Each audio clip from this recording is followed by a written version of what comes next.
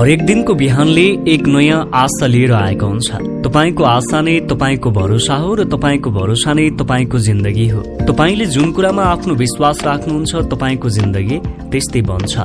Miracle morning बुकका लेखक हल एल्रोड एकपटक speech दिएर घर आउँदै थिए। त्यही समय उनी कार एक्सिडेन्टमा परे। जब उनी कार एक्सिडेन्टमा परे 6 मिनटसम्म उनको सास रोकिएको थियो, किनकि एक्सिडेन्टमा उनको एकमात्र होइन 11वटा हड्डीहरू टुटेका थिए। यसपछि उनलाई तुरन्त हस्पिटल लगियो। हस्पिटलमा उनी 6 दिनसम्म कोमामा रहे।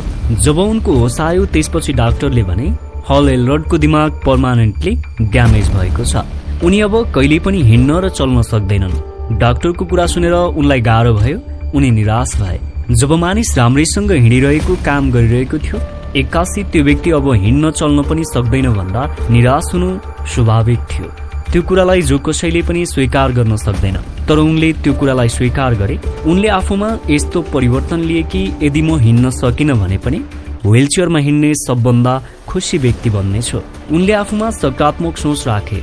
उनले आफूलाई दिनहुँ सुधार गर्न थाले र 3 हप्तापछि डाक्टरलाई गलत साबित गर्दै अझ बढी कन्फिडेन्सका साथ हिँड्न थाले। आखिर डाक्टरले कहिले पनि हिँड्न सक्दैन भनेको व्यक्ति यसरी सजिलै हिँड्न कसरी सफल भयो भनेर हामीलाई अचम्म लाग्न सक्छ, किनकि उनले आफ्नो बिहानको बानीहरू परिवर्तन गरेर आफूमा सुधार ल्याएका थिए। आज हामीले तिनै हल एल्रोडले आफ्नो स्वास्थ्यमा सुधार गर्नको लागि कुन कुन बानीहरू अपनाएका थिए भनेर 7 महत्त्वपूर्ण बानीहरू लिएर आएका छौं। एकैछिन सुन्नुहोस् त। मैले तपाईँ जस्ता कम मानिस मात्र देखेको छु जसले आफ्नो जीवनलाई परिवर्तन गर्न चाहन्छन्। ती मानिसहरू मध्ये तपाईँ पनि एकजना हुनुहुन्छ। तसर्थ सधैँ यस्तै ज्ञानको नजिक रहनको लागि च्यानललाई सब्स्क्राइब गर्नुहोला। आउनुहोस् भिडियोलाई सुरु गरौँ। नम्बर 1 मा छ बिहान सबैरे उठ्नुहोस्। जो व्यक्ति राति छिटो सुत्छ र बिहान सबैरे उठ्छ त्यो व्यक्ति सबभन्दा स्वस्थ, धनी र बुद्धिमानी हुन्छ।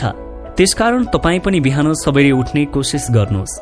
यदि तपाईले आफ्नो दिनलाई राम्रो बनाउन चाहनुहुन्छ भने तपाईले सर्वप्रथम आफ्नो बानी परिवर्तन गर्नुपर्ने हुन्छ। तपाईको बानीले तपाईको जीवनको निर्धारण गरेको हुन्छ। तपाईले आफ्नो जीवनलाई परिवर्तन गर्न चाहनुहुन्छ भने बिहान सबैरे उठ्ने गर्नुहोस्। प्राय सफल व्यक्तिहरू बिहान छिटो उठ्ने गर्छन्। भारतका चर्चित क्रिकेट खेलाडी कपिल देवले भनेका छन् कि म बिहान 4:30 बजे उठ्ने होइन, प्राय म 4:30 बजे क्रिकेट मैदानमा उपस्थित हुने गर्छु।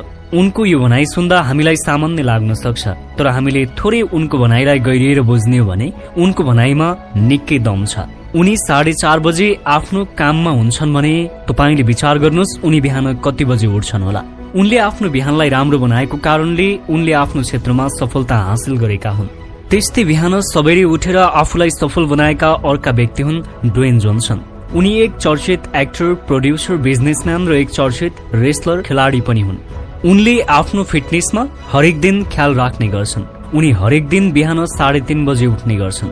जुन समयमा हामी जस्ता सामान्य मानिसहरू मोबाइल चलाएर समय बर्बाद गरी सुतिरहेका हुन्छौँ। 3:30 बजे उठ्नु भनेको हामी जस्तो सामान्य मानिसको लागि कल्पनाभन्दा बाहिरको कुरा हो। जुन कुराहरू सफल व्यक्तिले गरिरहेका हुन्छन्।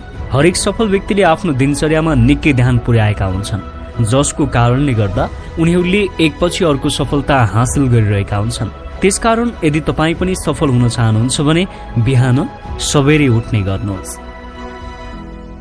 नम्बर 2 सनलाइट लिने गर्नुहोस्। जसरी बोट बिरुवालाई हुर्कन र बढ्नको लागि सूर्यको किरणको आवश्यकता पर्छ, त्यसैगरी तपाईलाई पनि हुर्कन र बढ्नको लागि यसको आवश्यकता पर्छ। त्यसकारण तपाईले आफ्नो व्यस्त जीवनबाट थोरै समय निकाल्नुहोस् र सनलाइट लिनमा लगानी गर्नुहोस्। अहिलेको समयमा मानिसमा अल्छीपन बढिरहेको छ। उनीहरूले आफ्नो काममा राम्रोसँग फोकस गर्न सक्दैनन्। उनीहरूको जीवनमा तनाव छ र कति मानिसहरू डिप्रेसनको शिकार पनि बनिरहेका छन्। एक रिसर्चले पत्ता लगाएको छ कि जुन ठाउँमा सूर्यको किरण कम पर्छ त्यो ठाउँको बोट बिरुवा वा मानिस जेसुकै होस्, उनीहरूको वृद्धि र विकास सूर्यको किरण बढी पर्ने ठाउँको तुलनामा कम हुन्छ। त्यसकारण सनलाइट लिनको लागि तपाईले आफ्नो थोरै समय भए पनि निकाल्ने गर्नुहोस्। तपाईले यसलाई पाउनको लागि कुनै पनि शुल्क तिर्नु पर्दैन। विज्ञानले प्रमाणित गरेको छ कि सनलाइटले हाम्रो मुडलाई प्रभावित पार्नुका साथै हामीमा भिटामिन डी पनि प्राप्त हुन्छ। सनलाइटले ब्रेनमा सेरोटोनिन नामको केमिकललाई बढाउँछ, जसलाई हामीले ह्याप्पी हर्मोन भनेर बुझ्छौं। तपाईको ब्रेनमा सेरोटोनिनको मात्रा बढी भयो भने तपाईबाट तनावहरू हट्छन् र तपाई यस्तै अन्य तनावजन्य मानसिक